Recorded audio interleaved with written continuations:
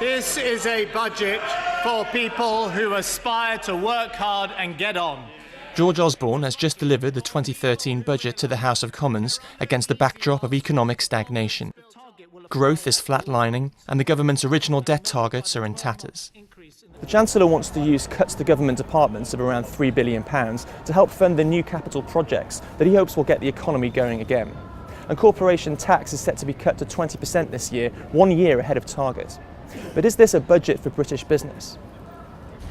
Business wanted a budget for confidence. Enhancing confidence is the key to getting consumer spending and businesses investing. And I think it is a budget for confidence because of what he's doing in the housing market and also greater capital spend for several years to come. There are no easy answers to problems built up over many years. Mr Osborne was keen to unveil measures designed to help business while operating under the constraints of a fiscally neutral budget. In addition to the cuts to corporation tax, the Chancellor unveiled an employment allowance of £2,000 a year towards national insurance contributions that's designed to assist small businesses and boost jobs. The £2,000 relief for national insurance contributions for small business, the abolition of stamp duty on transfers of AIM and junior shares will hopefully increase investment in small and medium-sized enterprises. The budget is always a juggling act and the Chancellor has to work out how he is going to prioritise, but I think the fact that there is something for both big and small should be applauded.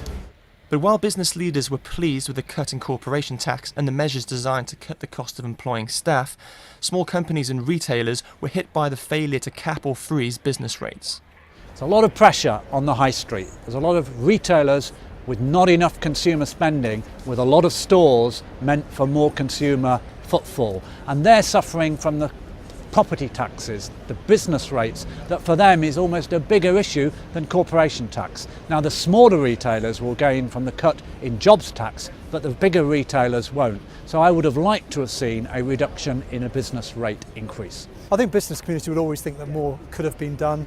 I think the national insurance tax break will help smaller companies. They'll probably quite like some of the capital spending that's been announced. The large companies particularly will enjoy the 20p corporation tax rate.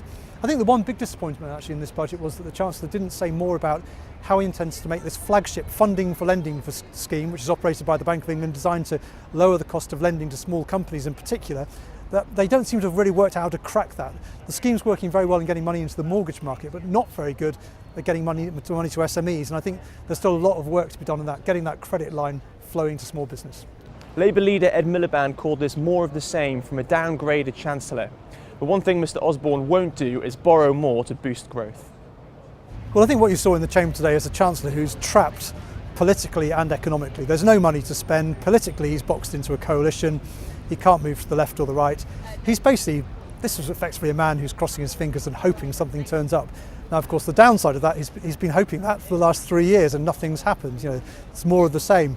On the other hand, there are people in the Bank of England and in the Treasury, some business leaders you speak to, who think that actually confidence is starting to return and that maybe this time, after much wishful thinking, a normal recovery will start sometime around the second half of the year, which is what George Osborne plainly hopes.